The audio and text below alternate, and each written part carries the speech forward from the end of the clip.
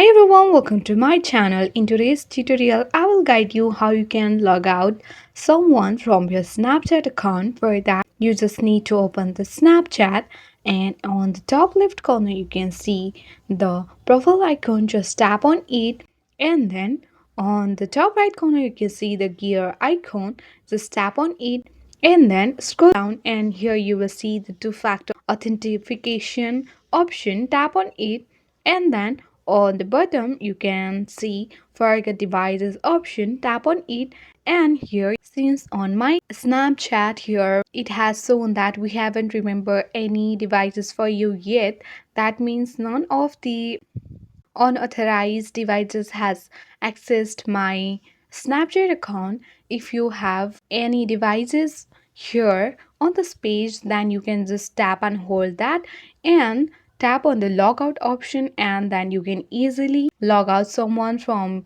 your Snapchat account. Or else this, if this doesn't work, then you can go back again and you can tap on the password option, and then you can see the new password from here, and you can safeguard your Snapchat account from the unauthorized devices on the Snapchat. So this was it guys. If you find this video useful, then don't forget to hit the like button and subscribe it for new tutorial videos. Thank you.